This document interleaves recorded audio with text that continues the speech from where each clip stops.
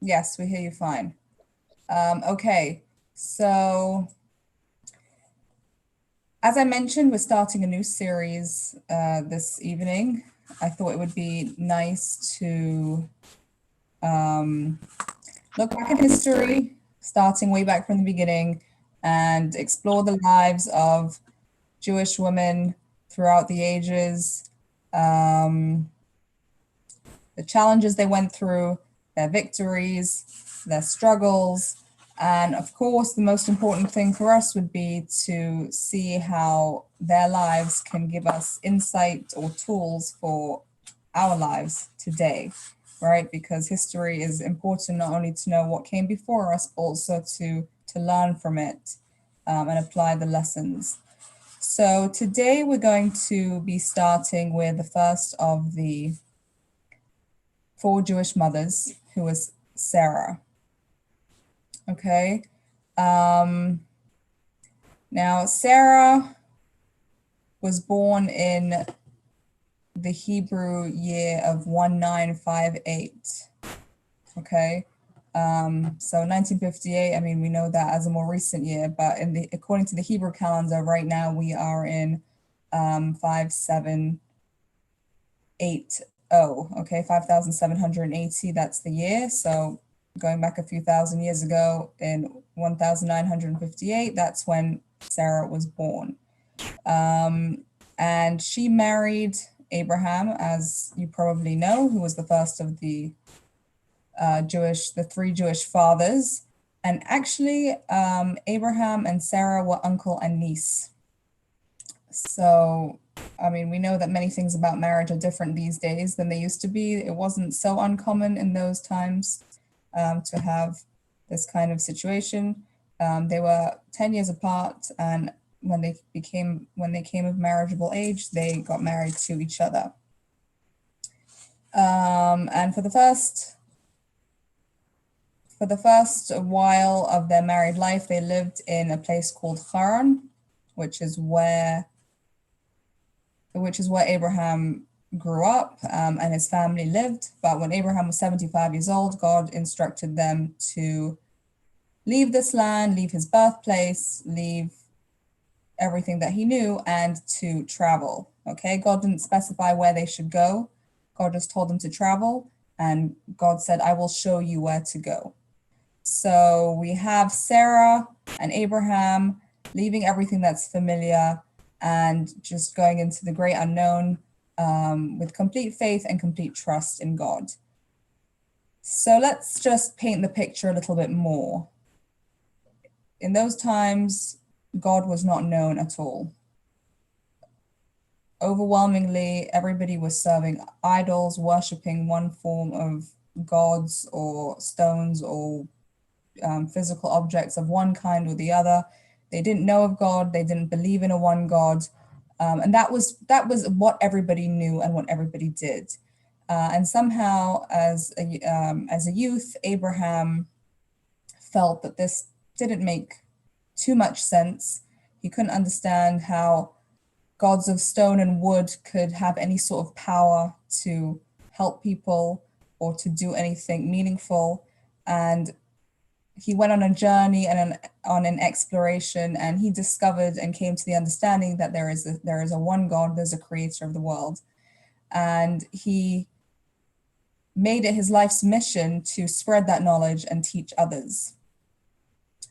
Now, if we look in the Torah, we find that when Abraham and Sarah left their hometown of Haran, the Torah describes how they traveled.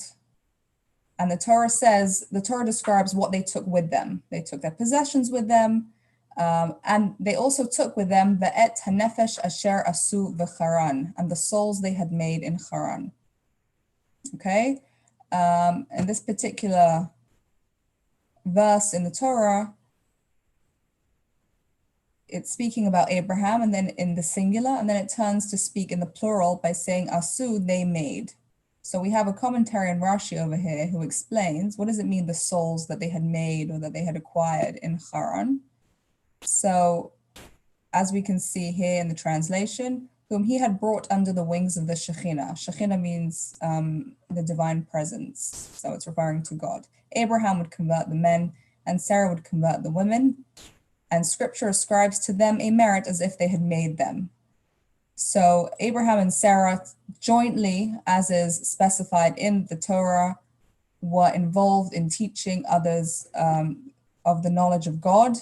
And Rashi in his commentary uses the word convert to refer to bringing people from the belief in many gods and in idols to the belief in a one God. And they both took part in this mission together.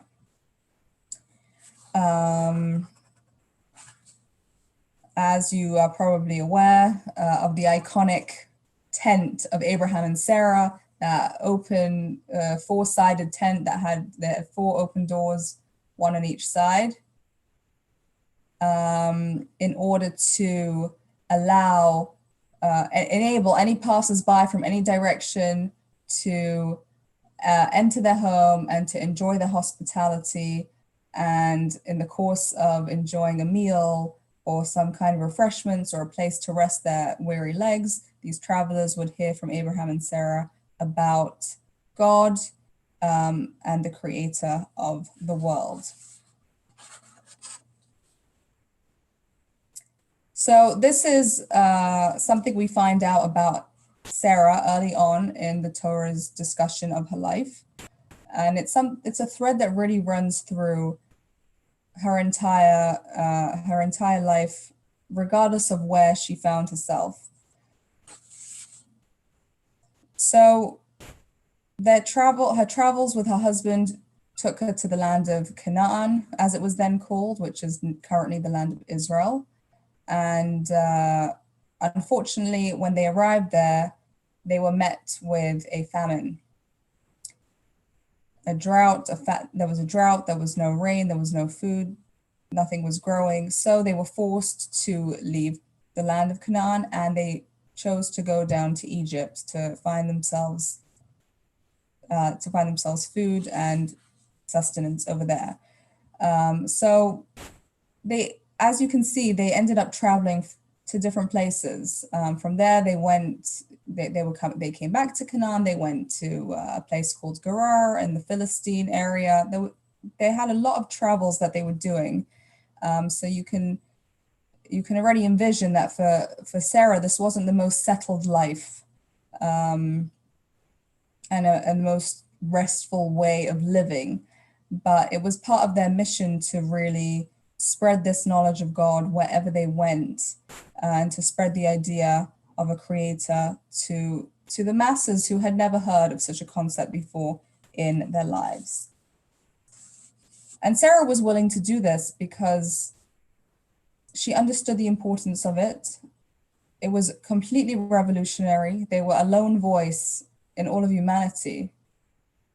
And she chose to do this to go against the trend, to change what people were talking about and the way that people thought, even though it was completely unpopular and sounded even strange or fantastical to most of the people at that time. So this is something that Abraham and Sarah did together. And of course, Sarah, being the woman of the house, was very much responsible for the physical element of the hospitality as well, making sure there was food for people, making sure that they were comfortable. So really, if you like, it could be considered the first Chabad center before Chabad many thousands of years before Chabad centers were even thought of. But really, that's what they did. They took care of people's physical needs and also taught them spiritually about God. Now, let's continue. We're going to continue a bit through her life. Okay, so aside for the challenge and the discomfort of frequent travel, they lived very often in the desert because that's where there would be travelers who would be looking for a place to eat or drink something. Obviously in the desert, food was very scarce. So they weren't living in the most comfortable places. In addition to that, unfortunately, Abraham and Sarah were not blessed with children. And she was actually barren for many, many, many years until the age of 90. So that was something, obviously, that was difficult for her. And it was painful for her. She wanted to have a child, and specifically to be able to pass on this legacy of these teachings, which it was all on their shoulders. It wasn't like there was this whole community of people who would be able to pass on the message to the next generation. So having her own son to be able to continue this was even more important. But God made a miracle, and at the age of 90, she did give birth to a son, and that was the second one of the fathers of the three Jewish fathers, whose name was Isaac. And here comes an interesting discussion between Abraham and Sarah and God's interjection into their discussion, because what actually happened was that 13 years earlier or so, Sarah, being the righteous woman that she was and being very uniquely selfless, really, she said to her husband, Abraham, why should you not have children? Just because I can't have children, why should you also not have children? And to that end, she told her husband, I have a maidservant, an Egyptian maidservant, Hagar. I will give her to you and she can be your wife and you can have a child. And indeed, Abraham listened to Sarah. So this was not Abraham's idea. He did not seek this out, but trusting his righteous wife, he went ahead and he married the maidservant, and they had a child who was called Ishmael, who is the forefather of the Arabs and the Muslims. He's the original father of them. So what happened was, after Isaac was born, you had Ishmael and you had Isaac growing up in the same household. Now, Ishmael was not the most righteous of people, and he was inclined more to negative pursuits, to sinning, to immorality, and Sarah was none too happy that her righteous son Isaac was being exposed and influenced in this kind of way. And she was having a discussion with Abraham and telling Abraham, look, we have to do something about this. And she was giving him her very strong opinion about it. And Abraham, being the epitome of righteousness, we spoke about the 10 sefirot, the 10 divine attributes in one of our previous classes. Abraham really personified the attribute that's called chesed, kindness. He was all-encompassing kindness and goodness. It went against his nature and his understanding and his approach to life to do something to somebody else that would entail harshness or restraint or negativity. So for him, it was very difficult to hear from Sarah that they should be doing something to stop this negative influence and perhaps being a little harsh with Ishmael. But here, at this point, God came along, and as I say, he interjected into their discussion. And this is, here comes what I could say is probably one of my favorite parts of the Torah, as you will see in a moment, because the verse says over here, God said to Abraham, Kol asher tomar elacha Sarah shma b'kola. Whatever Sarah tells you, listen to her voice. Okay? God is telling Abraham, you have a wife, her name is Sarah. If she's telling you to do something, you need to listen to her. Okay? And let's see what Rashi has to say, which is something he has some insight on a deeper level what God is telling Abraham. Hearken to her voice, to the voice of the Holy Spirit within her. We learn from here that Abraham was inferior to Sarah in prophecy. So very often in traditional Judaism, we hear about the rabbi, and we're not always sure whether the wife or the woman has an equal place in Judaism as much as her husband does. But if we look at this particular incident over here, we see that not only were both Abraham and Sarah considered to be prophets, but Sarah was actually considered to be superior in her powers of prophecy than Abraham.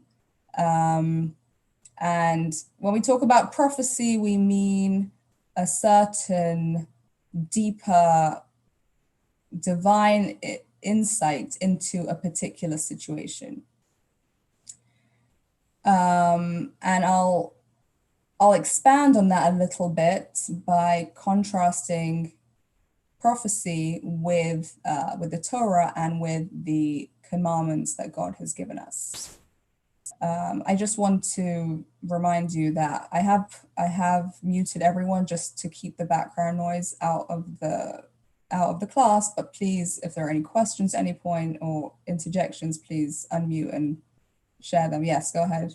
I just have a quick question that it doesn't have to be answered now, but I've always been really, really bothered by the Binding of Isaac story.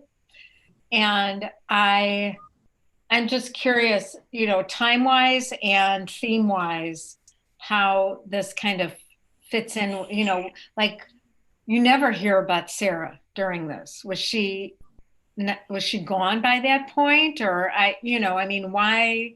It's a very upsetting scenario to me. Right. Yes, it is. It is a difficult. It's definitely a difficult thing for us to comprehend, and it can be hard to come to grips with. Time-wise, Sarah was still alive. She wasn't aware that Abraham was going to carry out the binding of Isaac, but she did hear when she heard about it, and then she heard that her son had not been sacrificed. Unfortunately, her relief overtook her in a way that was too much for her to handle, and at that point, she passed away. So when she had heard that he was fine, in a sort of, the opposite of what you would expect, that kind of relief and happiness that he was fine, she couldn't handle it, and that was when she passed away. So she never saw him. She didn't see him again. Like Isaac took him for the binding, and that she didn't see him after it was all over. It's not clear from the commentaries whether she saw him before she passed away. The way that I learned it could be that she did not see him, but I can't confirm for an actual fact that she didn't see him. But it would make sense that she may not have, because she heard about it and then she passed away. It would make sense that she didn't see him before her actual passing. It's really, the story of the binding of Isaac, it's considered an entire segment of Torah study and commentary and learning that really we could spend time on in its own right. And, we could talk about it now, but it will take us completely away from our discussion about Sarah. So hopefully we can. That was all I needed. So right. Thanks. Hopefully we can find a time to address that. Okay. But yeah, it's a story that definitely demands delving into it and exploring and understanding much more than surface reading. So if we go back to Sarah's prophecy, okay. Now, if we look at the Torah and we think about the the commandments. Okay, so God speaks to the Jewish people, to Moses, to the Jewish people in the Torah. God is expressing his desires that we should behave in a certain way. There are certain things we should do. There are certain things we shouldn't do. So we're sort of living a certain lifestyle, and we have these commandments from God that we are supposed to incorporate into our lives as much as we can. So we kind of are expected to adjust our lives according to God's will.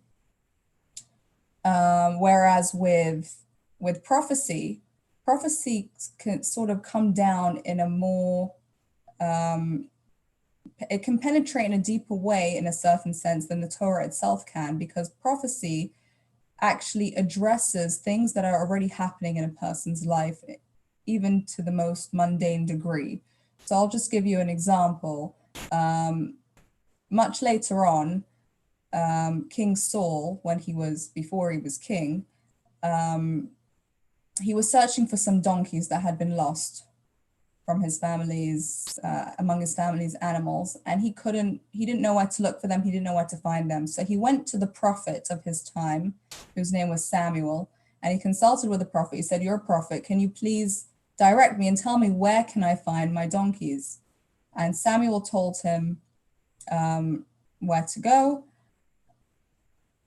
So this story illustrates to us that this was an incident that took place in Saul's life. It related to his donkeys, his animals, which are not very spiritual or holy in any sort of way. And the prophecy of the prophet was able to come all the way down to that point and address that situation. So prophecy has this kind of extra power, if you will, that it can permeate certain things in a much greater way. And that is something that Sarah had in a much greater degree than Abraham. So, for example, sometimes there's a principle that's that you know to be true, but you have a principle and then you have to apply the principle. So just because somebody is very well versed and knowledgeable in the principle, it doesn't mean that they will be as good at applying it to different situations, because sometimes it can be complicated or difficult. It's not so straightforward. And in this kind of situation, it was the same thing, that obviously Abraham and Sarah were both on the same page overall. They had a certain mission together they were trying to fulfill. They both wanted to do God's will and further knowledge of him in the world. But when it came to this situation with Isaac and Ishmael, Abraham had one way that he wanted to look at it, and Sarah had a different way. But Sarah's way turned out to be the correct one, as is proven by God supporting it, because she was able to sort of to take the principle and apply it in a way, going down to the details that Abraham was not able to.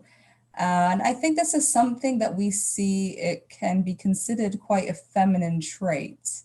When you talk about perceiving somebody else's character traits or personalities and trying to direct or channel or nurture another individual's strengths or redirect their weaknesses, a woman is often much more intuitive and can kind of hone in and zero in much more naturally with that kind of understanding. So I think that's something that we definitely see from Sarah coming all the way through, even to women down to today. So I'm going to pause here for a moment. First of all, are there any questions so far? Okay, so I'm going to ask you a question, and I'd like to hear your thoughts on this question. We have the physical and we have the spiritual. Okay, so which one would you say is more important, or which one has a higher priority? Is it the physical or is it the spiritual? What do you think?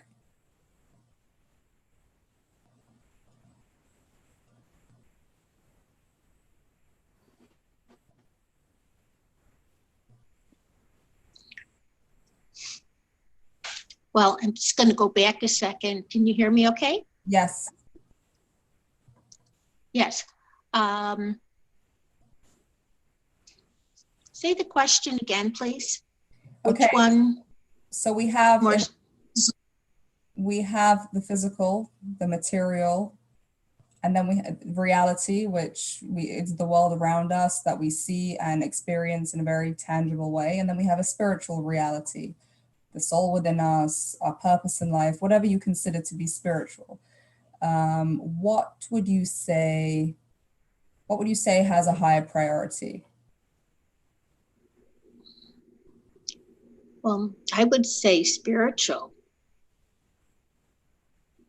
Because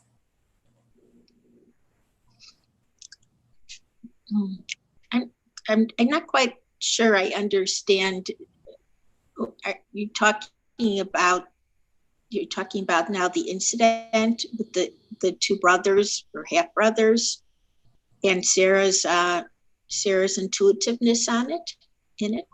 I'm asking a general question. It's not necessarily related to that incident. Well, I think spiritual is further reaching. Okay, right. It's a lasting thing. Yeah, that's definitely true.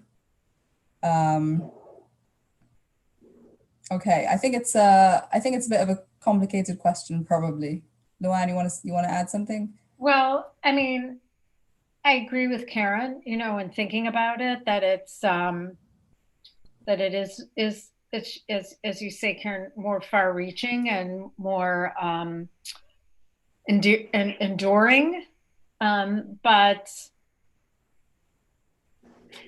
also it's hard to really do an either or with this, because we spend most of our consciousness and most of our action in the physical, in the here and now. So, we could, I don't understand. Like, we could be horrible and act horribly and do horrible things in the physical, thinking that, well, that's just the physical. And, we've got this whole other aspect that, is going to take over, that's kind of spiritual, that's enduring, and it'll go on beyond us. So, I think that, I don't know. I guess I always have a hard time with either ors. I'm kind of a both and person. So I see that, I don't know that one would have higher. I don't think that you could. I don't think that you could forsake one for the other either way. Right. Okay. I think you put it very well. Many things are not one way or the other, right? Usually things are not completely extreme to one end. Do you think they're... Go ahead, Karen. No, so they're both very, like, just reiterating what Luann said, they're both very important. I don't know equally, but they're both very important. Right. Okay. So let's try and work out how they stand, what their relationship is like, how they stand. Is one more important than the other? So here is something very interesting, which is that the Torah, when we read it, there's a lot of history in there. There's history, there's also commandments that God has given, but a lot of it is stories, what took place then to different individuals. And while there are lessons that can be learned from their lives, from the ways that they overcame challenges and different things that happened to them, it seems like we're learning from something that took place many, many years ago.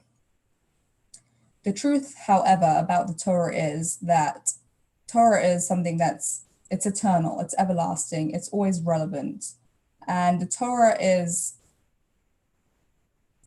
it comes from God's wisdom, from God's will and wisdom. it's from a very deep, lofty spiritual place. And the truth of Torah is not only limited to the specific literal understanding of the story of the Torah. That is true. It happened, and the lessons we learn from that are true.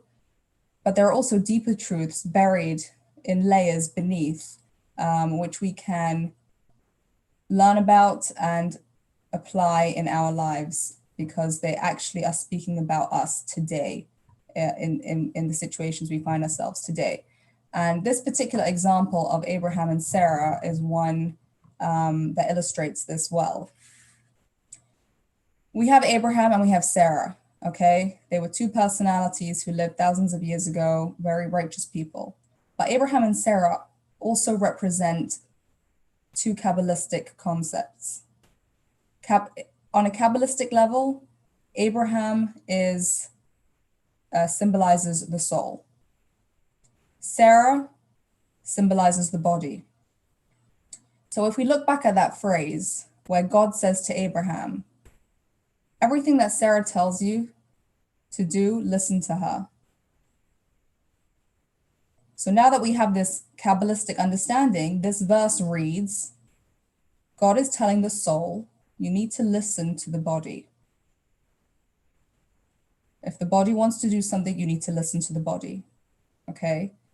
Now this might seem counterintuitive.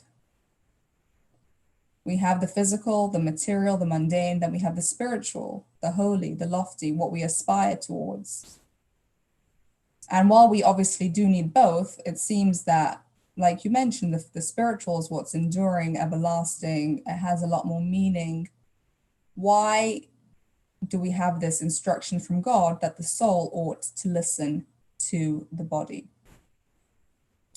So I'm going to share with you a teaching of the Baal Shem Tov, who was the one who first introduced Hasidic teaching in the 1600s. And this teaching will help us understand this interesting command or instruction, if you like, from God. So much later on in the Torah, there is an instruction from God that if you are walking down the road and you see that there's a person walking along whom you have a feud with, you don't like him at all. In fact, the Torah uses the word sona'acha, somebody who hates you. Okay, so for some reason, you've had a terrible argument, incident, and this person hates you. And you're walking down the road and you see this individual walking with his donkey. And his donkey is struggling under a heavy weight, a burden, a sack, whatever it's carrying. So the Torah asks, should you not stop to help him, right? This is, after all, your enemy. Why would you be interested in helping his donkey that is struggling? But the Torah says, no, you shouldn't think like this. Azov ta'azov imo. Azov ta'azov, it's a double emphasized expression, and you should absolutely help him. It does not matter what your personal feelings are about him. It doesn't matter how much he hates you and wishes bad upon you and misfortune upon you. If you see his donkey struggling, you ought to stop and do what you can to help out and make the donkey's burden easier. So the Baal Shem Tov teaches that, it breaks down this verse in the Torah and again uses it as an analogy.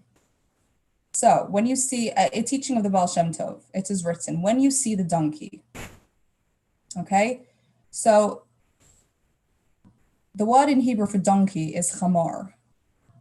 Chamor comes from the same, etymologically, it's from the same word as chomer, okay? Chomer means materialistic or physical, corporeal. So the Baal Shem Tov teaches, when you see the chomer of yourself, that very physical part of yourself, which is obviously your body, right? The physical part of you is your body. Let me just share that again. So when you look at it carefully, when you think carefully about your body, the physical part of you, what do you realize about it? One who hates you, for it hates the soul that longs for godliness and spirituality. Okay? What does that mean?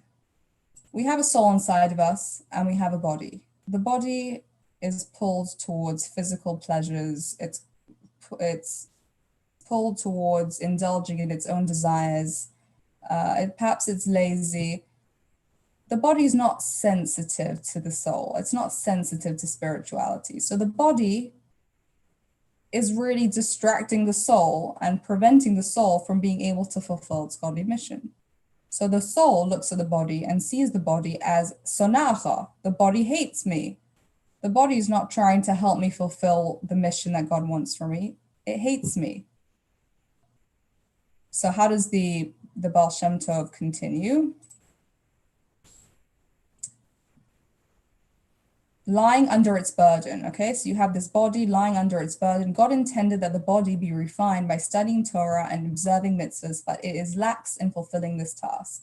So just as you have the donkey, the real donkey, struggling under a burden, our bodies are not sensitive to the spirituality and not sensitive to connection with God. And the body is too lazy and doesn't feel like studying Torah or fulfilling mitzvot. So when the soul realizes this about the body, the soul might think, the body hates me. The body is working at odds with my mission in this world. I'm not going to help my body. I will punish my body. And actually, many years ago, hundreds of years ago, there was a school of thought that followed this path, that the body should be punished.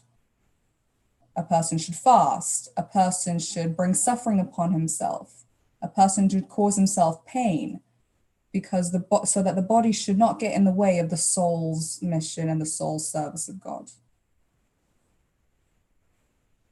However, the Baal Shem Tov did not agree with such an approach.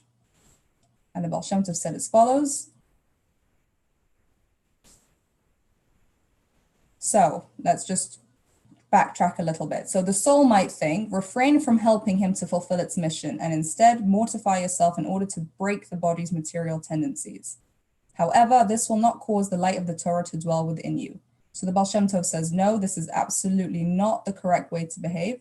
What should you do instead? Instead, you must certainly help him by refining and purifying your body rather than breaking it through self-affliction. You should not be punishing yourself. You should not be causing your physical body for pain.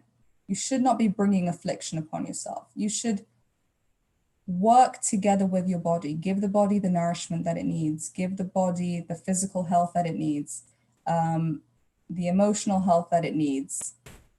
And in that kind of way, draw the body towards the soul so that together, body and soul, the body can help the soul fulfill its mission in this world. And the Baal Shem Tov says we don't refine, we don't effectively serve God and learn Torah or fulfill mitzvahs in an effective way by disregarding the body and by pushing away the physical part of ourselves. If we truly want to be able to accomplish what the Torah's mandate is, we do that by embracing the physical parts of ourselves, and together in harmony, the body and soul can fulfill the Torah and the mitzvot. So this is what the verse is telling us when it says, when God is saying everything that Sarah tells you to do, you should listen to her. If the body is saying something, if there's something that the body needs, you need to be listening to that. You shouldn't be disregarding and punishing. So I just thought that was an interesting example for us to understand how the truth of Torah exists in a very practical, surface way, the story that happened, but the truth of Torah also exists in a much deeper and more mystical way.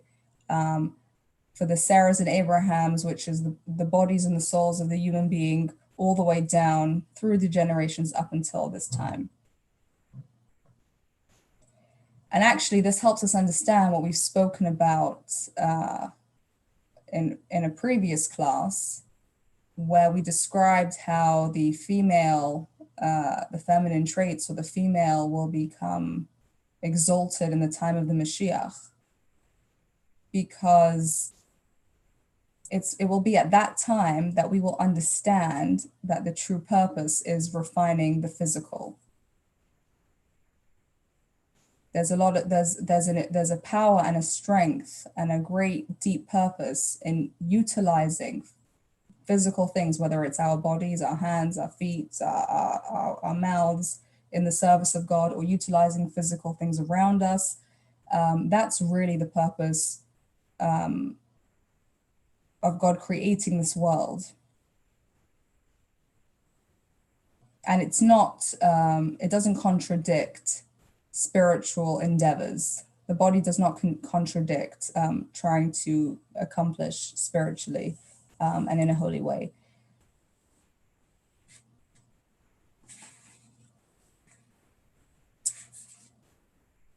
Any questions on this particular point?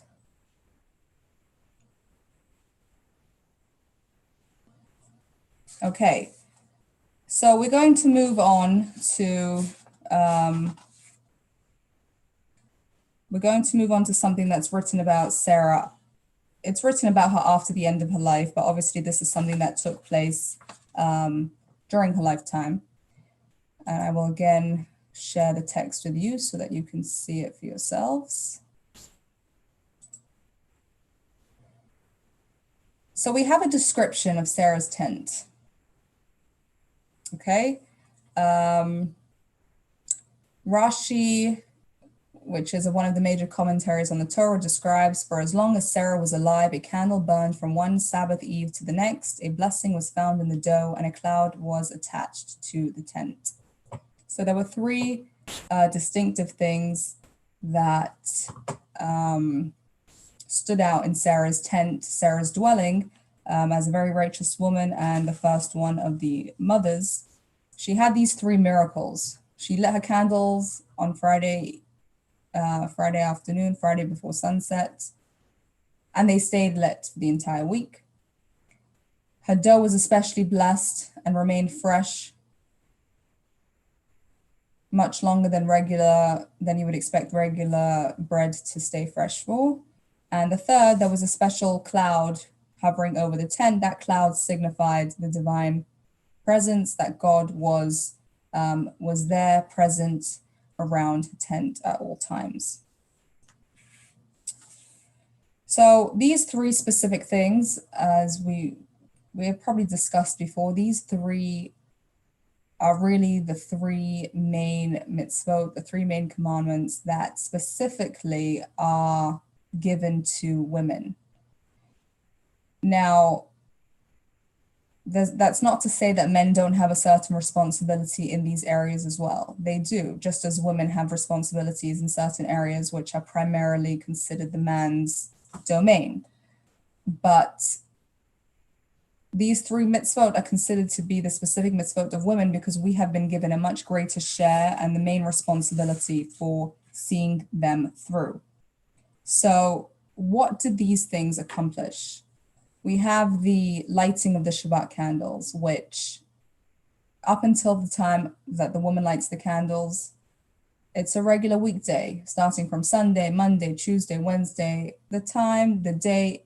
Of course, we can do mitzvot, of course, we can do holy things, but inherently the day is considered to be a mundane, regular day. Once the woman lights the candles, she, with that lighting, has transformed the hours, the minutes of the day to become holy ones, to become a time of peace, a time of sanctity.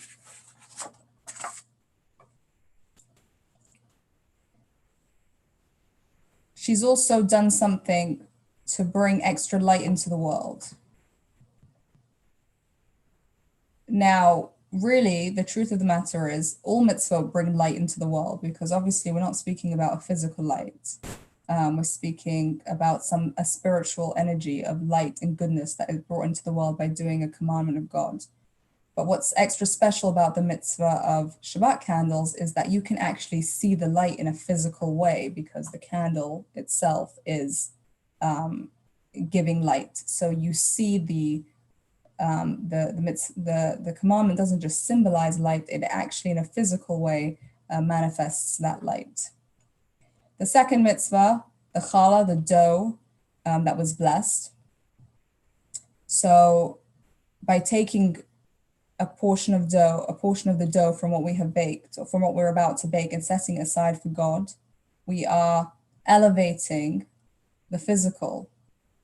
We're reminding ourselves that our sustenance comes from God. It's not purely the work of our own hands.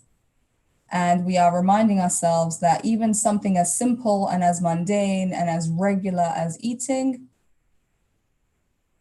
can have holiness in it. Holiness is not only about being spiritual, about meditating, about fasting, about praying, but in the very physical, simple acts of everyday life, holiness can be brought into there, and godliness can be brought into there. And the mitzvah of challah doesn't only remain in that specific food of the bread, but it actually extends to the entire topic of kosher, because the laws of kosher, again, in the same way, show us very clearly that something as simple as preparing food, eating food, something very physical, can become holy and is made holy by following the specific instructions of God with regards to kosher. An additional important point is that with kosher, a woman is entrusted. A woman is given the sole responsibility. When you have a kosher establishment like a restaurant, there needs to be an outside supervisor from a rabbinic, from a kosher agency to supervise that everything that's being cooked, the ingredients that are being used are all kosher. And then the establishment can be certified as kosher, and people who are looking for kosher certification know that they can rely on this establishment and eat here. But in a kosher home, a woman who keeps kosher, she doesn't need a separate supervisor to verify that she is doing what she needs to do. Her word is considered good enough. She is trusted. And it's a very sacred and holy trust that women should not take lightly, that God trusts, and the entire family and anybody who comes to eat in the home trusts that the woman has done what she needs to do. So this is really a great vote of confidence in a woman's trustworthiness, in a woman's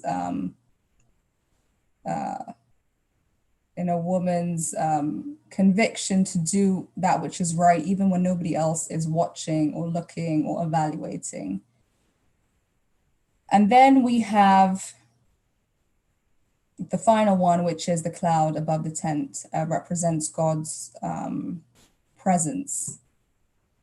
And that corresponds to the third special mitzvah of the woman, which is family purity, the laws of Jewish marriage, of Jewish family life, also known as the laws of the mikveh.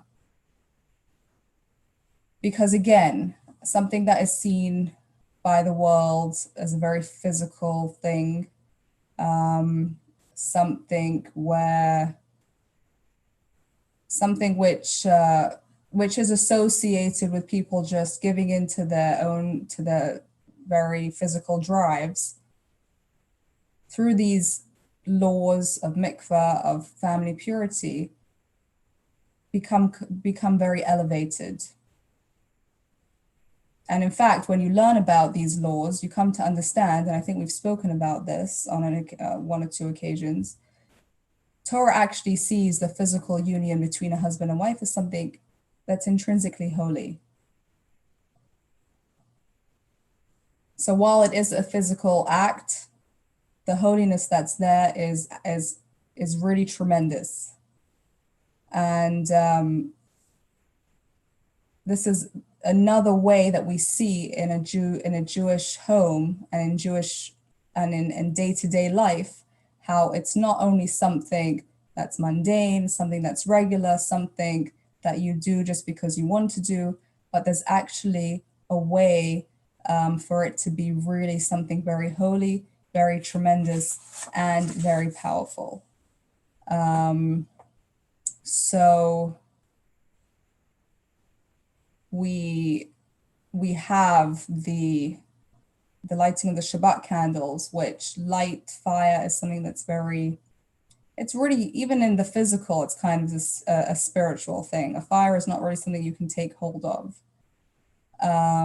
Then you have a mitzvah related to something very physical, which is food. And then you have a mitzvah, which is really both together, the body and the soul, because in the union of a husband and wife, you have the physical element and you also have the emotional attachment there, which is a spiritual thing. So all of these mitzvot together are really showing us how holiness and spirituality, it's not one or the other. You don't have a defined, confined place where holy things happen and a place where physical things happen and mundane activities take place.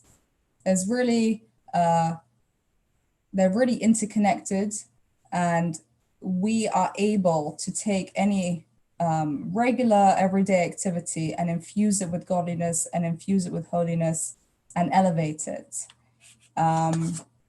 And this is something that is very much in the domain of women, and women are seen as leaders and teachers in this regard, to really show that just because something doesn't look holy, it doesn't mean that there isn't holiness there.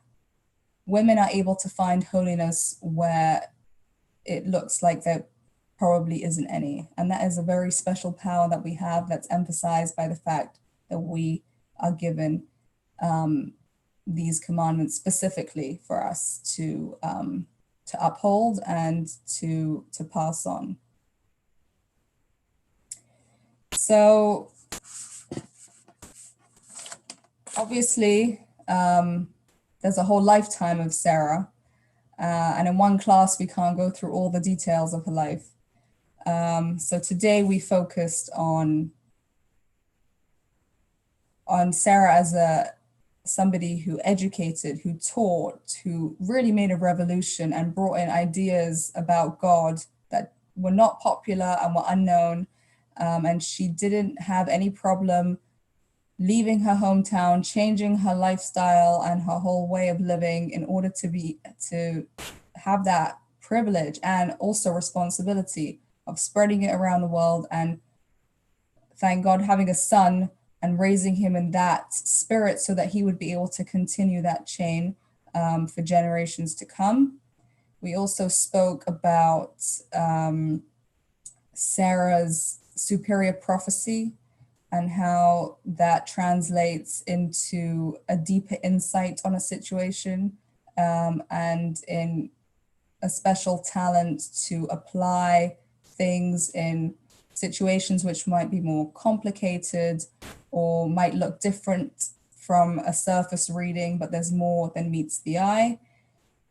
We also spoke about the special miracles that took place in Sarah's tent, which really show us an ideal and really demonstrate what is the epitome of these three areas of special privilege and responsibility that a Jewish woman has with these three mitzvot of the Shabbat candles, of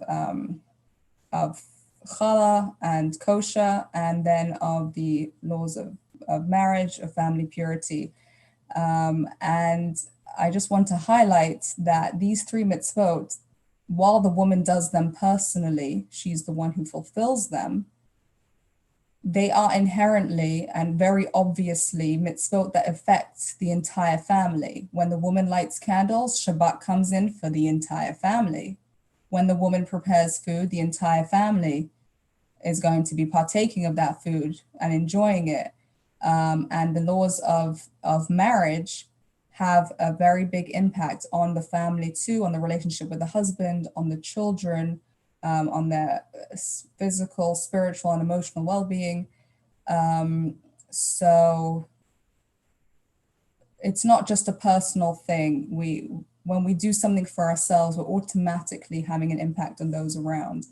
And I do want to emphasize that in any of these mitzvot, at any point that they are fulfilled, at any point that somebody chooses to take a step to add in any of these mitzvot, they also have a retroactive effect in a very powerful way in any little step that somebody wants to take in any of these areas.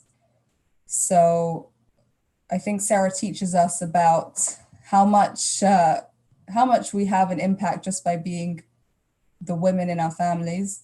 And it's a responsibility that women always have taken very seriously. I think we've always seen our role in the family as a very important one, although it's not necessarily easy. So I hope we can take some inspiration from Sarah and see how we find some of her character traits or accomplishments or challenges in our own lives as well today.